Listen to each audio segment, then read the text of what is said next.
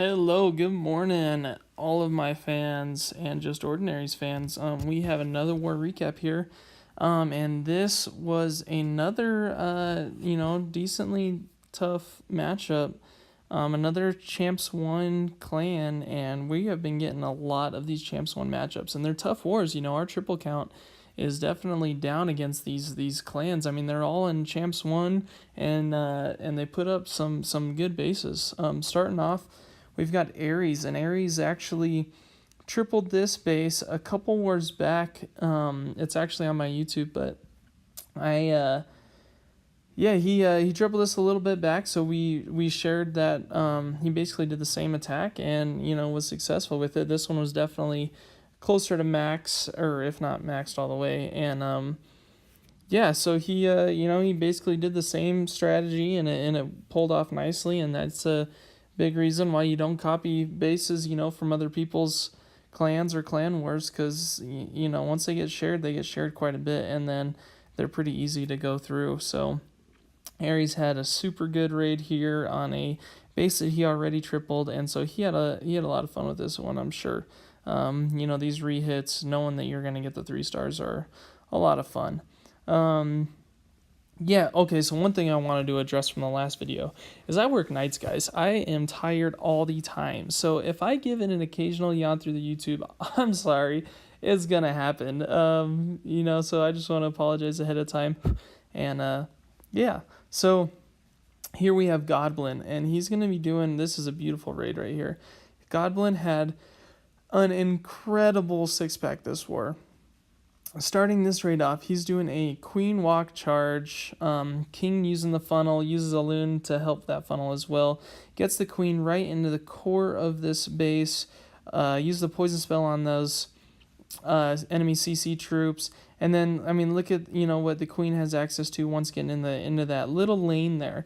He's got the enemy CC, a multi-inferno, the enemy queen, the eagle artillery. And then from there, he has, look at this, an extremely easy L-shaped path through the remainder of this base. And that queen is still up and is taking 0 damage. So she's going to get through that wall relatively quick. It's a max wall. So, but the rest of this Lalo is just going perfectly. And that queen takes out another multi-target Inferno, which is huge for Lalo. And then, it's a 2-tile moat there in the center that she's able to reach across and get that expo. So at the end of this raid, he has got so many loons left alive, so many cleanup troops, and that queen is still at full health with the healer. So OP attack from Goblin, who you will be seeing shortly on main stage.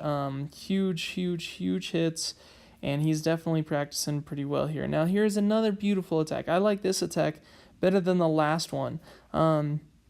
He's basically going to be doing the same thing. It's going to be a queen charge, or queen walk into a charge, and then a Lalo. But look at this is a double entry wall breaker right there. So, and then again, look at the value he has with that queen in the core of that base, right? He is able to get the enemy CC, a multi-target Inferno, the eagle artillery as soon as she breaks through that wall.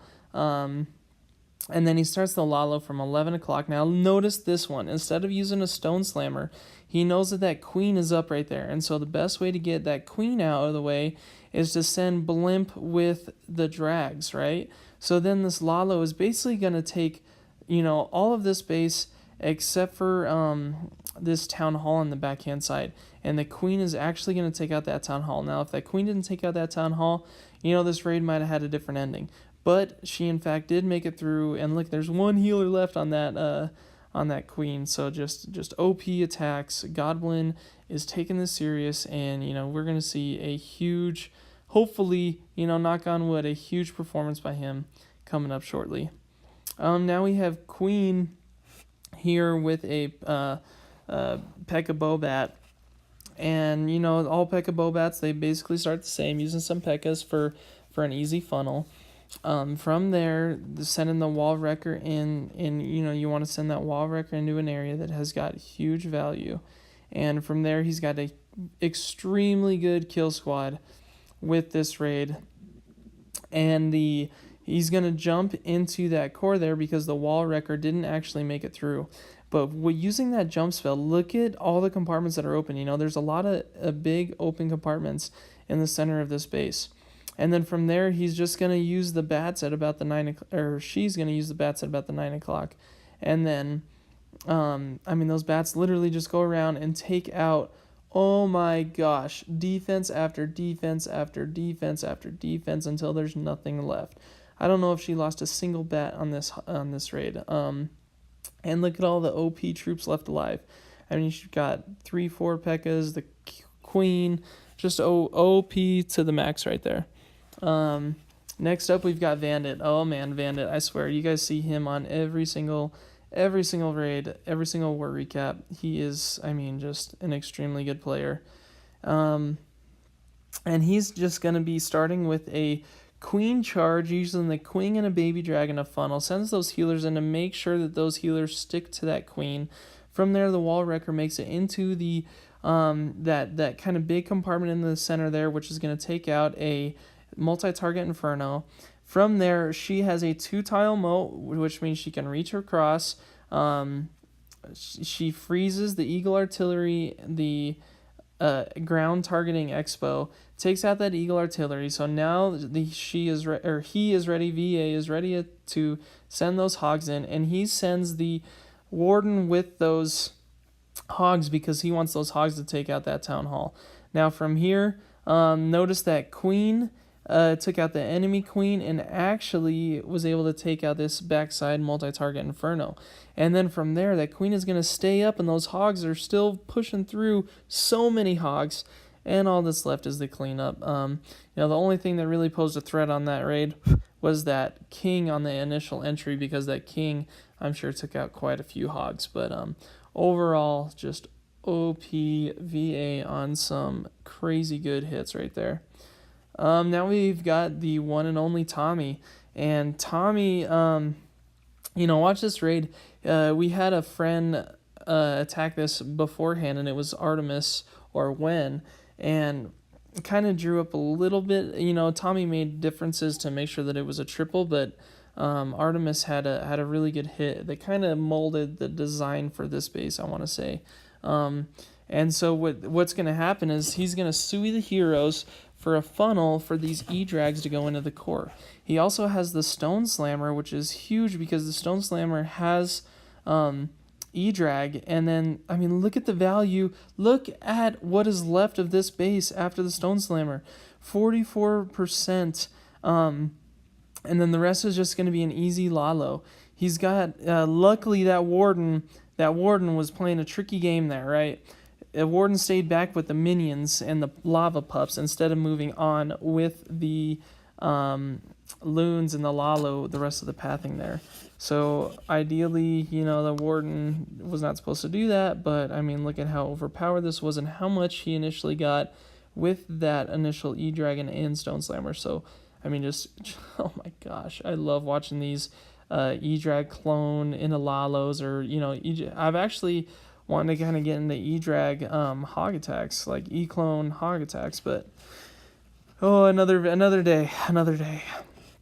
Here we have Rick, and Rick is going to be doing a queen walk into a polar Pekka bat attack, and so he funnels it with the queen walk, and then also with a couple Pekkas, and then from there the entire kill squad's just going to go through. That wall wrecker makes it all the way into that eagle artillery compartment, and then from there he's just going to use a simple jump, uses that warden's ability early to make sure that those troops are alive, and then uses that jump to get into that town hall compartment.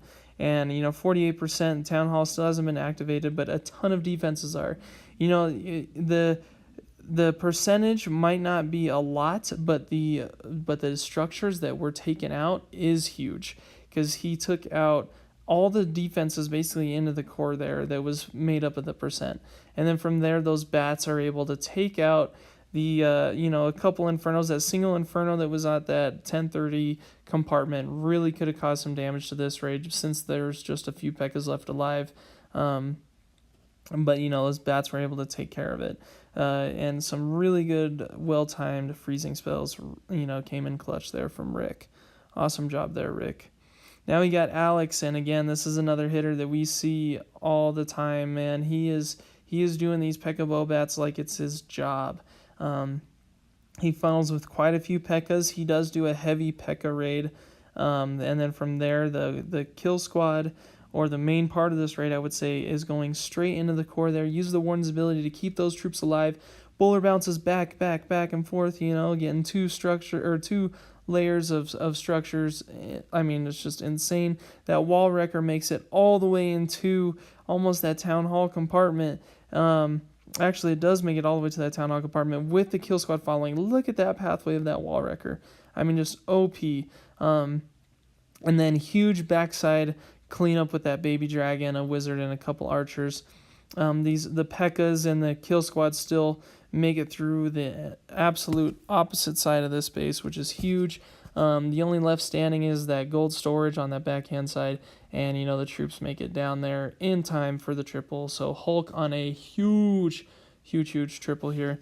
Like I said, we've been matching up with some extremely tough clans, right? Extremely tough clans. This is a CWL base. I'm not going to commentate too much on it. Just want to talk a little bit about JO. We're going to replay this at 4 speed, but this is how we take down this base. We've done it multiple wars, so it's a good thing to check out this bowler bat Pekka attack. JO, this has been a tough off season from CWL for us. We have placed a ton of C1 teams. I think we only had one farm war, and that was against Art of War, which ended up with 19-0 triples. So we've had some tough wars, and we are definitely pursuing the higher expectations of JO, and really focusing on CWL and Poland. We're hoping that our team is going to perform great there. With that being said, we're going to get back into this raid, and this is Seto. He is another huge player that we have seen a lot of, doing a lot of queen charges with the wall breaker entries. And from there, he's using the jump spell after the first initial wall breaker entry to take out the Eagle Artillery, an Inferno Tower, the enemy Queen, the enemy CC, and then is even going to take out that air defense. And then look at the shape of this base. It is a perfect L pattern, which is exactly what we love to talk about here. Whether that L pattern is a hog raid or a Lalo or minor, that L pattern is key no matter what raid you're doing. Warden's ability over the town hall, and that queen is still up and is going to take out that last standing multi-target Inferno. And then from there, he has tons of minions on that backside cleanup, which is huge. Time fails are the most irritating thing, and I'm a witness to that. I get a lot of 99% or time fails, and I might start incorporating more cleanup troops like Seto here with all those minions. All right, and then another attack here is by Banmi, and I really hope I'm saying that one correct. He is a newer person in our clan, and but again, he has been doing nothing but doing some good attacks here. And this is going to be a Pekka Bow Witch bat attack. Another insane attack, and it's a little underdeveloped base, so I am doing it at 4 times. But basically, that kill squad is going straight into the core there, and then these bats are just dominating. Look at these bats and all the free spells he took with that, and is able to take out the majority of the defenses here. That Archer Queen taking out the last remaining defenses, and then from there, he's got 3 Pekkas, Archer Queen, Archers, and then some backside Archers for cleanup. So excellent attack by Banmi, and he is a good addition to the clan, and we're super excited to have him. So yeah, another tough war from this Equipe. Yeah, that one from Brazil. And